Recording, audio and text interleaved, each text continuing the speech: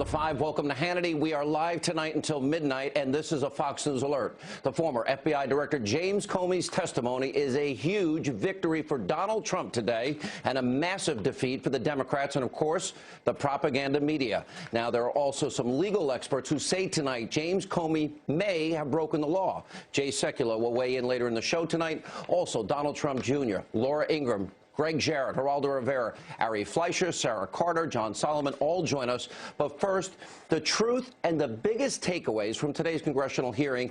This is information you will not get anywhere else in the media. It's important, and it's tonight's opening monologue.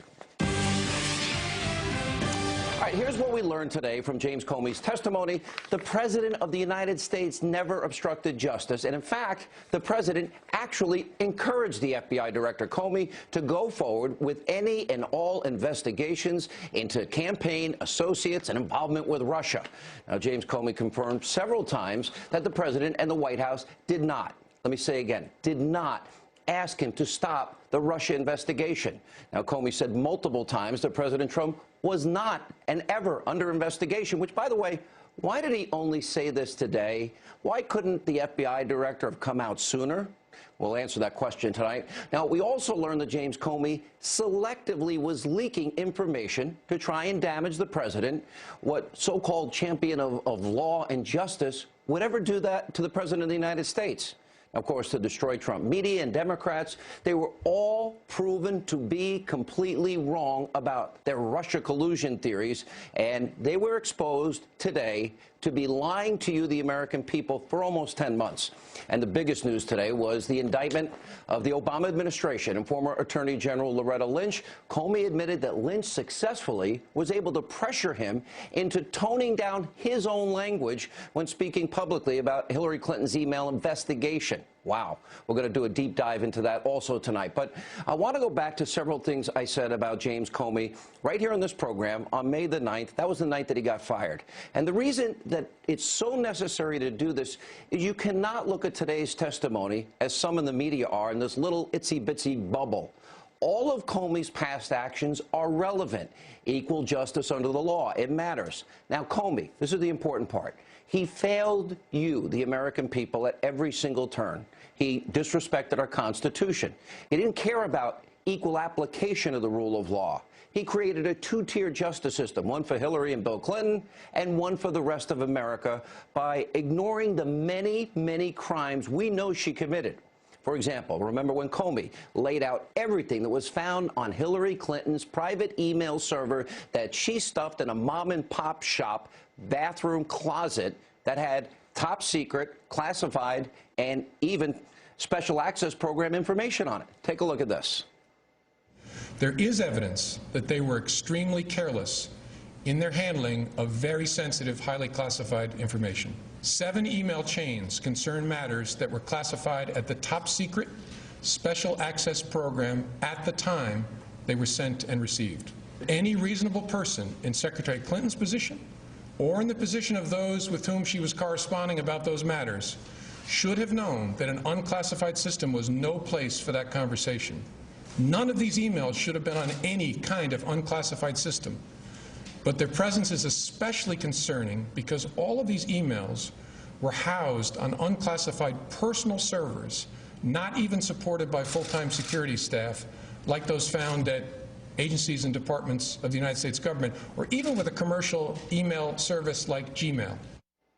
Now, Comey literally explained that Hillary Clinton broke several laws, committed several felonies, but then what? Well, we saw him do what he's done now multiple times. He started to play politics instead of doing his job. Now, for the record, if you or I did a fraction of what Hillary Clinton did, we would tonight be sitting in a jail cell. Like Christian Saucier, remember the guy behind bars for a year? He took 6 pictures inside the submarine he was so proud of working in. And then, of course, there's the Clinton Foundation and the pay-to-play scheme and the Uranium One deal. Hillary Clinton gave away 20% of America's uranium. Now, by the way, there's a real Russia scandal. Why didn't Comey bother to investigate or look into any of these things? Now, the answer is simple, and it continues to be exposed. Sadly, James Comey is nothing more than a partisan and a political hack, as I said on the 9th. And by the way, his testimony once again today proved that. Let's start with Comey's motives. From the very beginning, it was very clear that he was seeking revenge and was only out to create smoke and confuse people and confuse the issues around all of this. And Comey admitted that he was bitter and upset about being fired, disgruntled, and being called out by the White House for failing miserably at his job. And then there's this exchange, which shoots down any narrative of obstruction of justice. It's gone. It's finished. Take a look. He said, "I hope." Now, like me, you probably did hundreds of cases, maybe thousands of cases, charging people with criminal offenses. And of course, you have knowledge of the thousands of cases out there that where people have been charged. Do you know of any case where a person has been charged for obstruction of justice, or for that matter, any other criminal offense, where they said or thought they hoped for an outcome? You may have taken it as a direction, but that's not what he said. Correct. That's what He said, "I hope." Wow. Amazing, right? Now, by the way, we're putting the law up on the side of the screen, and as we noted last night, if Comey thought that there were crimes being committed, he had a legal duty to come forward immediately. But Comey did not do that. Then there's the obvious question everybody's asking. During this conversation with the president that Comey was so apparently troubled by, well, why didn't he just get up and say, "Mr. President, I think this is inappropriate. I think this is wrong"? Well, watch this exchange. Why didn't you stop and say, "Mr. President, this is wrong. I cannot discuss this with you"? It's a great question. Maybe if I were stronger, I would have. I was so stunned by the conversation that I just took it in. Maybe if I was stronger? That's his job. And by the way, here's another thing. If he was so concerned about the president and he told the Attorney General, Jeff Sessions, that he didn't want to be left alone in a room with him, then why did Comey continue to take the president's calls after all this had allegedly happened? Now, next, there's this major revelation from Comey. You got to watch this. Pretty amazing. Director Comey, did the president at any time ask you to stop the FBI investigation into Russian involvement in the 2016 U.S. elections? Not to my understanding, no. Did any individual working for this administration, including the Justice Department, ask you to stop the Russian investigation? No. So many lies told to you by the media. Once again, Comey admitting that nobody asked him to stop the Russia investigation.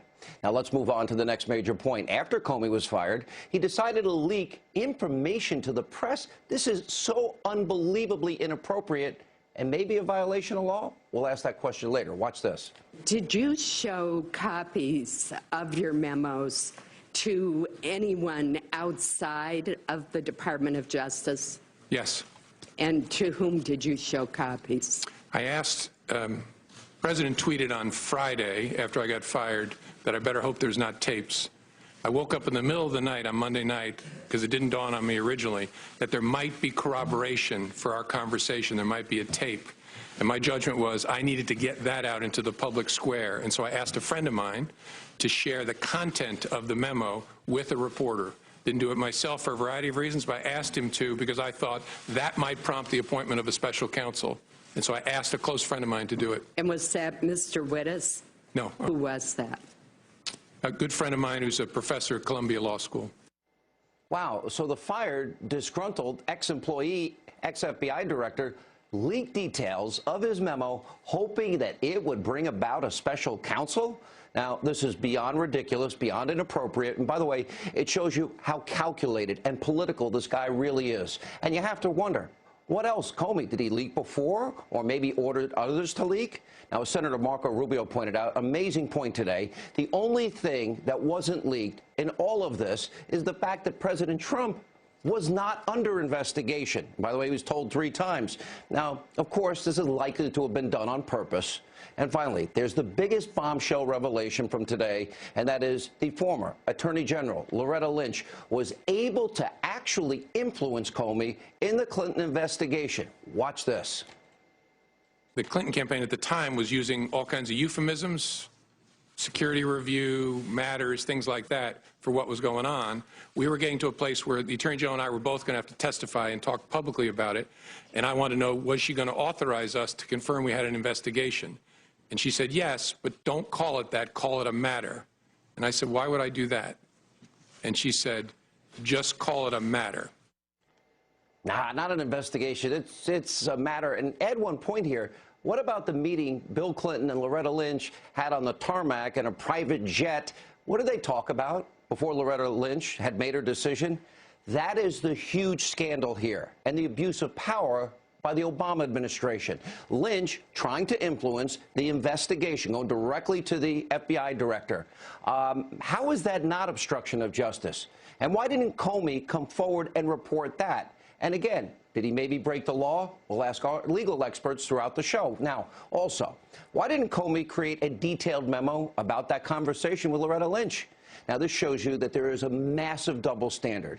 Now, Comey let something like that happen with Lynch, but is now trying to go after President Trump. And by the way, Comey's biases, they're so extreme, there's so many other examples. Now, Comey testified that he took, detailed memos of all of his conversations with President Trump. He didn't trust him. He thought he might lie, but he didn't do the same thing to President Obama.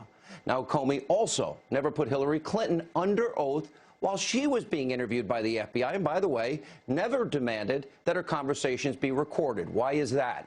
And biggest of all, Comey was desperate to come out and clear Hillary Clinton's name, but he refused to do the same thing for President Trump, who, by the way, as I mentioned, he told 3 times, told the president he wasn't under investigation.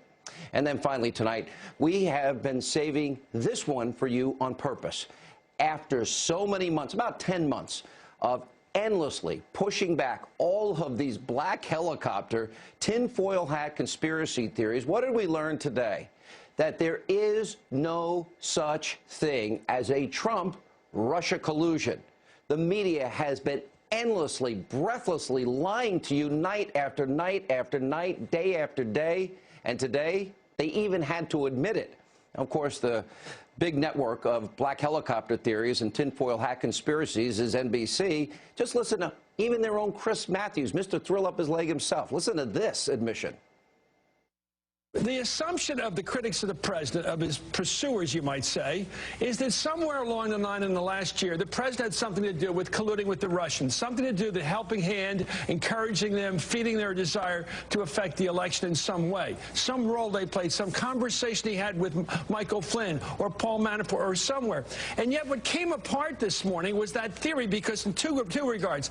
The president said, according to the written testimony of Mr. Comey, go ahead and get anybody's satellites to my operation and nail them. I'm with you on that. So that would mean Manafort, Carter Page, someone else like that. And then he also came across what was fascinating. Comey said that basically Flynn wasn't central to the Russian investigation. A moment of enlightenment, even for Chris Matthews. It all came apart today. There was never anywhere in any case, any admission about Trump-Russia collusion. And by the way, we were the only ones in the media who cared about looking into this deeply and telling you, the American people, the truth, and not going with lies and innuendos and propaganda and misinformation because they were advancing a political agenda. You know, the same media that colluded with Hillary Clinton in the last election, as exposed by WikiLeaks. We have been right night after night after night. These idiots in the media, almost all of them, have been flat out wrong. All conspiracy theorists, time in and time out. So guess what? It's time for those so-called journalists with their superior attitude.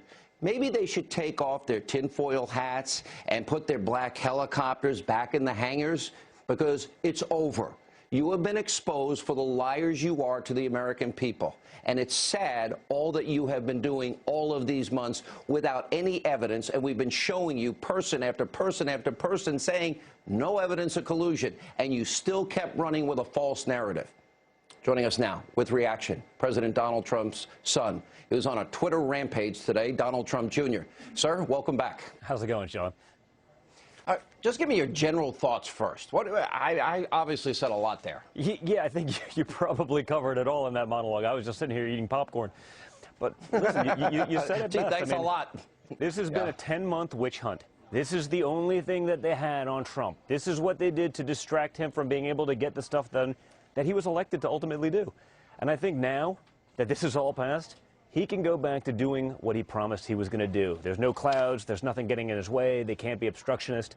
He can go back to doing the things he said he was going to do for the American people, putting Americans back to work, putting America first, and getting us out of these stupid deals that America pays for and everyone else seems to benefit from but us. You know, Don, maybe you're a bigger man than me, but to me, politically, they've been trying, they've been trying to take him out. Yeah. And there's been so many lies here. Number one, for example, not only did he not encourage Comey to stop, he encouraged him to go forward with the investigation. Even satellites around him, meaning the people that are close to him in his campaign and elsewhere. He never was being investigated. Comey wouldn't tell anybody. Comey then turns out to be the big anyone leaker. About that. He would never mention that. But Rubio said it best. That's literally the only thing that hasn't been leaked in D.C. during this time period. The fact that he was never under investigation, that there was never a shred of evidence that he did this. But this is what they hung their hat on for this long, and that's pretty scary to me. That's sad. In three specific cases here, I believe that Comey was a political hack. I mean, there was incontrovertible, overwhelming evidence of multiple felonies committed, and he laid out the case probably better than anybody, but never pursued it. He said, well, we don't have the intent. Meanwhile, you have a server in a private mom-and-pop shop closet bathroom. Yeah. That's intent to... Obviously, that's mishandling of classified information and the destruction of classified information. Then, of course, the Uranium One deal, a real Russia scandal. Then, of course, this whole Loretta Lynch issue, meeting on the tarmac with Bill Clinton before she makes her decision, A. And then the big bombshell today, please don't call it an investigation. Just call it a, what's the word she, whatever material she said. Yeah. Well, listen, the double standard between the way he handled that with Loretta Lynch and the way he handled my father, I mean, that just goes to show you how politicized this has all been. I mean, I think his credibility in D.C., after probably an illustrious career, has to be shot because that shouldn't be happening. I mean, this is the head of the Federal Bureau of Investigations. The head of the FBI goes on, well, if I was a stronger man, I mean, who are we kidding, Sean? I mean, what kind of response is that? Pathetic. I mean, this guy's the head of pathetic. the FBI, and that's his response? Not, hey, maybe I should follow the law and procedure and say that Trump was doing this. Maybe I should let him know that this was happening. But instead, he decides to do this. Then he leaks some notes to a friend of his because he doesn't have the guts to do it himself. He has to leak it through a friend of... I mean, where does this stop? I mean, it is nuts, but I'm just glad it's all out there because literally... Even the left, as you pointed out, with Chris Matthews saying, hey, guys, it's over. Let's move on. You know what? Let my father do his job. Let him do what the American people elected him to do. Don, I would love to say that that's going to happen. No, they but won't let it go.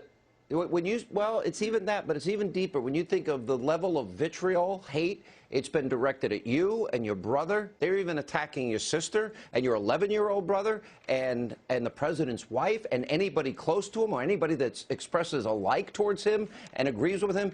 To me, this is about undermining the will of the American people and so delegitimizing, so damaging, so distracting, at the least, he doesn't fulfill the agenda that people elected him for. That is a serious problem in the country. I think it is. And I mean, but the good thing about it is, honestly, I think the left has overplayed their hand so much, Sean.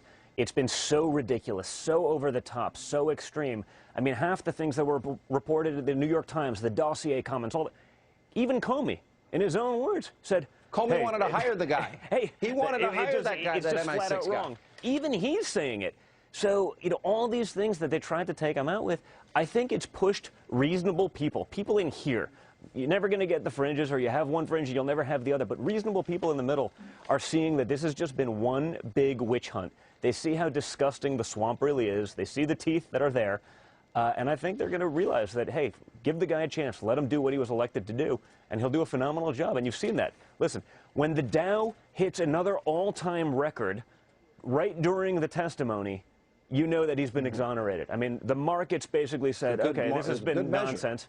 You know, we broke another all-time high today because they saw how phony all of this D.C. nonsense is. And this is what the people voted against last time. I'm happy for them to keep doing it. It's just going to make 2020 that much easier. You know, I want to go back to the media in particular, and all of the conspiracy theories that have been advanced. And literally, we're talking about cable-wise, thousands of hours of coverage, thousands. Then you look at the Washington Post and the New York Times and CNN and ABC and all these networks proven wrong, and now all of a sudden they're beginning to write their attractions. It just seems as something that I said back in 2007 and 2008, journalism in America is dead. The desire for truth, it's over. You know what? Really, the real problem is, even when they know it's wrong, as long as it fulfills their narrative, they'll leave it up there. They'll leave it up for an extra couple hours. The retraction somewhere in the middle, it just never really goes away. They can't let go. And it's not about reporting the truth anymore, Sean. It's not about journalism. You know, even when I was born, it was, hey, we report the news. Then it became sort of journalism, we'll put our spin on the news. Now we're just going to craft narratives and just run with it. It's pretty sad, and it's a shame, because it would be an important profession, and it's why he's on Twitter all the time. He's going to play monkey in the middle. He's going to play monkey in the middle, because if they're not going to be honest, if they're only going to report what they want to hear, not what he actually says, he's going to go right to the people, and that's how he got elected. And by the way, I'm a convert to him being on Twitter, because I agree he's got to bypass this corrupt media. And I think after all the exposure, and this will pan out in the next number of days, we got to do it. You're a bigger person than me. I think I'd be a little angrier than you tonight. And it's only because it's late, and I've been going pretty hard all day. The job to do. Yeah, well, that's true. I actually enjoyed your tweets during the testimony. I was retweeting a lot of it later. All right, Don Jr., thank you. Good seeing you, Sean. And up next, on this busy breaking news night, a 2-hour live edition of Hannity. Up next. At the time, did you say anything to the president about that is not an appropriate request, or did you tell the White House counsel that is not an appropriate request? Someone needs to go tell the president that he can't do these things? I didn't, no. All right, Senator Marco Rubio emerging a big star today on his grilling of James Comey. Laura Ingraham will join us and react. Then later, we'll also have more. Jay Sekulow, Monica Crowley, and so much more. Also, a 2-hour edition till midnight Eastern tonight on Hannity. At the time, did you say anything to the president about that is not an appropriate request, or did you tell the White House counsel that is not an appropriate request? Someone needs to go tell the president that he can't do these things? I didn't, no. Okay. Why? I don't know. I think, as I said earlier, I think the circumstances were such that I was a bit stunned and didn't have the presence of mind. And I don't know, I don't want to make you sound like I'm Captain Courageous. I don't know whether even if I had the presence of mind, I would have said to the president, sir, that's wrong. I don't know whether I would have. Wasn't strong enough. I don't know. I have no idea. Wow. Welcome back to Hannity. That was an exchange today between Senator Marco Rubio and James Comey, where the Florida senator totally exposed a lot of the discrepancies in the former FBI director's treatment of President Trump. Joining us now with much more on this, editor-in-chief of LifeZette, Fox News contributor, nationally syndicated radio talk show host Laura Ingraham. All right, I want to give you a big picture room here. I think that was the second longest monologue I've done in my history. Yeah. Yeah, Hannity, I was like, okay, what time is it, dude? I mean, it's like, okay, we can wrap this up anytime soon. I spent all day putting that together. Do you mind? What about my hard work? Hannity, I had popcorn. We have ice cream sodas here. It's great. We're all enjoying it. All right, let's get your take. All right. Well, he sounds a lot like Hamlet there, right? He was tortured about what to say or what not to say. At one point I think it was to Dianne Feinstein, he said, maybe if I were a stronger man. And then with Rubio, he said, I don't know. I don't even know if I would have said it if I had the presence of mind. You know what I said just as a matter of observation about Jim Comey? He's a man who has been a U.S. attorney. He was deputy attorney general. He was director of the FBI and a practicing attorney. Okay, all of those things over years and years and years. And yet he somehow could not gather himself sufficiently to, when behind closed doors with the president, say, sir, I mean, I don't mean any offense, but this interaction, even our interaction one-on-one, could be perceived as inappropriate. The appearance of this could be inappropriate. So for your sake, sir, and mine, I suggest that either we bring someone in or, you know, he could have said that, but instead, he's the kind of guy who runs to the car and starts pecking out a memo to the file. And you know, I've been in Washington a long time, Sean, and I'm sorry, but those are the kind of people who are always in CYA mode. They're always trying to cover or get leverage over someone else instead of being a straight shooter and saying, Mr. President, again, if he really felt that way, Mr. President, this just doesn't feel right for me. And if I understand it's your constitutional authority to direct investigations under Article 2, which he admitted today, but I don't feel right about this. I'm happy to tender my resignation because maybe this is the way you're going to do business, but I don't feel comfortable. He didn't do that, Sean, in my view, after watching him today, because he wanted to remain as director of the FBI. And he thought he could put this little ace in the hole away for a rainy day, this little memo, and he got back to the Justice Department and he showed it to all the other hens around him. And they kind of clucked about it. And what do we do? What do we do? Should we show it to Rosenstein, the deputy AG, or not? And then in the end, they kind of just waited. And that is the worst way to approach a matter for a man with this much experience. At 6'8". Yeah, okay. But you hit a very important vein. I was just going to say, Sean, let me just finish. Yeah, go ahead. Yeah. All right, so you tweeted today. At 6'8", he's bullied. Yeah, he's bullied by a 70-year-old boss of his who said he hopes that he could see to it to wrap up the investigation. Come on. All right, here's the important thing, and I actually retweeted you today because this was a really good point you made, and it's about what we've been talking about for 2 days. And I will tell you, and we'll get into this with I'll ask your opinion, we'll get Jay's opinion, Geraldo's opinion, and Greg Jarrett's opinion. Yeah. But, you know, we had talked about 18 U.S. Code 4, and you pointed this out today. Let me put it up on the screen for our audience, because now he actually said in his testimony today, which is pretty amazing, that, oh, it's not up to me to decide obstruction. But meanwhile, he went back and basically said it. Now, here's where he might have gotten himself into more legal trouble, because whoever having knowledge of actual commission of a felony cognizable by a court of the United States conceals and does not, as soon as possible, make known to the same some judge or the person, civil, military authority under the United States shall be fined and or imprisoned not more than 3 years or both. All right. You're right here. He had an obligation, if he thought there was obstruction, to immediately report it, not speculate, oh, maybe Jeff Sessions is leaving in 3 weeks. He had a duty, a legal bound duty to do it. Is he in jeopardy? I mean, I think he could be, and I'm stunned that more wasn't made of that at this hearing. The question was asked, and then they kind of moved on. But again, Sean, he is a sophisticated player on the legal scene.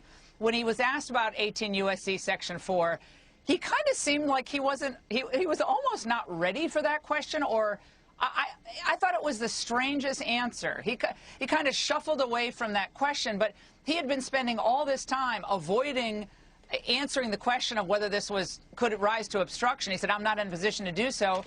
But then he made such a big point of saying it was awkward, it was shocking, he felt pressured. He told Sessions, "Don't leave me alone with him." He was so unnerved by the president exercising his constitutional prerogative under Article 2 to ask about investigations, direct investigations. All of that was permissible, and Jim Comey was, I guess, petrified of it. It was a strange colloquy that I don't think got settled, and was odd in my mind that he wasn't ready for that question. It was very strange. I was wondering who his lawyer was. Now, think about today, though, Laura. You know, there was no investigation ever of the president, but he didn't tell anybody. He, of course, also when you get into this, the president not only didn't encourage him to stop, he encouraged him to go forward as it relates to the investigation with Russia. There was no collusion, we learned today, in any way, shape, manner, or form. And as one senator pointed out, I forget who at this point, you know, the idea, nobody's ever been indicted for obstruction for saying, well, I hope so. I hope nothing happens. Oh, that was, they nailed him. That was Senator Reich from Idaho. Yeah, that was Senator Reich from Idaho. He's kind of an unsung hero. Jim Langford, really? A couple of them had really, really good moments, Tom Cotton. But in the end, it seemed to me that this was an FBI director who was spurned. And his scorn was then directed into this memo to the file that he wrote, that he then discussed with his little clique of confidants, that he then ultimately leaked to a professor at Columbia whom he knew would leak it to the media. The man is a leaker who was trying to salvage his own reputation.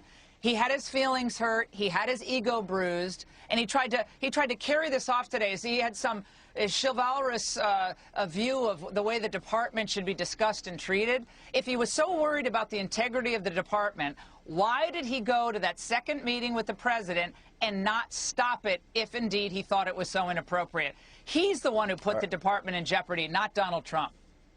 All right, Laura, I'll pay for the popcorn, and you were really drinking not ice cream sodas with vodka on the rocks. I'll pay for all of it. Just send me the bill.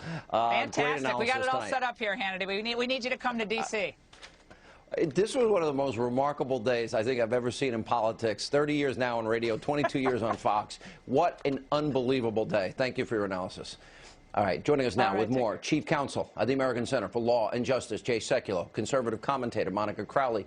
Jay, in the lead up to this, 18 U.S. Code 4, that was a big issue. Laura and I were just talking about it. I want your legal take. And you mentioned to me in a text today about another legal issue. I'd like you to bring it up for our audience. Well, first of all, what do we know now? We know that James Comey's the leaker-in-chief. So let's think about this for a moment. The FBI director took contemporaneous notes on the President of the United States, put them in a drawer. If he was not fired, he would have used them at another point to what? Embarrass the President? That doesn't sound like, somebody you want to be your FBI director. It sounds like J. Edgar Hoover. So, I mean, let's talk about the fact that the FBI director... J. Edgar Comey. Go ahead. Yeah, right. Takes notes, leaks them to a friend of his at Columbia Law School, who then calls the New York Times. If you're the President of the United States and that's your FBI director, you know what you'd do? Fire him. Not because you're obstructing justice, because the FBI director is incompetent. So now we've got this witch hunt that's going on. You look at what the former FBI director, the leaker-in-chief, said today, and I look at, of course, Section 4, 18 U.S.C. 4, but there are also a whole series of cases under 18 U.S.C. Section 641. And I think James Comey needs to be looked at by the FBI and the Department of Justice to see if the leaking of the information may in itself be a violation of the law. And I believe, Sean, by the way, that what we have here is a colossal waste of money of the American people. The President is dealing with North Korea. He is dealing with a troubled Middle East. He is working on health care reform, which you've been so involved in, and tax reform. And we've got this distraction that the network media broke into it to cover what? 3 points. One, the President was never under investigation from the outset. That's number one. Number two, that the President never attempted to or obstructed the Russia probe. And number three, what? He hoped that General Flynn was a good guy and that things would work out for him? Well, that's called human compassion. And the FBI director did not bother if he thought it was such an intimidation.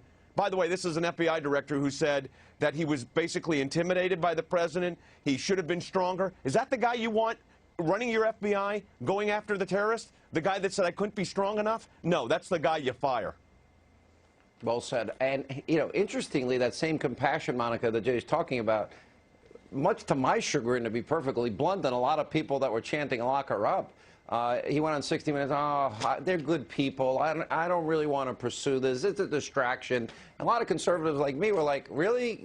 Go, equal justice under the law, although it wouldn't be the President's decision anyway. So my next point to you is, I want your reaction to the media double standard and the media conspiracy theories and black helicopter theories, and also the double standard as it relates to his treatment of Hillary Clinton, the double standard as it relates to he never took notes about Obama, and then the big bombshell vis-a-vis Loretta Lynch.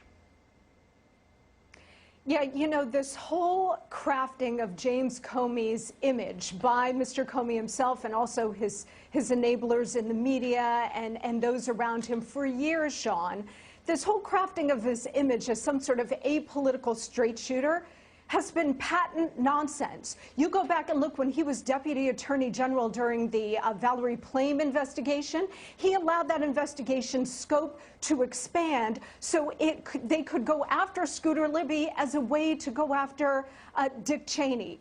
time and again, his handling of the Hillary Clinton case, his handling of this investigation, and the fact that he leaked memos, as Jay points out, leaks memos to a Columbia University friend of his to leak to the New York Times to settle a personal score with the President of the United States. This idea that James Comey somehow was a Boy Scout was never true.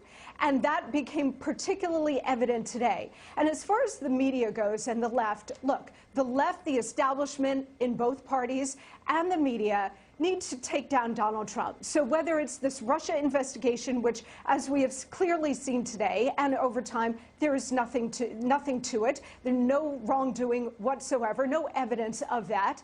If it's not this, they will soon find something else, because Donald Trump is so alien to the system and such Monica, a direct I will and hold them threat accountable. to them that they will find something else. I will hold them And that's accountable why, for Sean, every lie they told the American people. Right.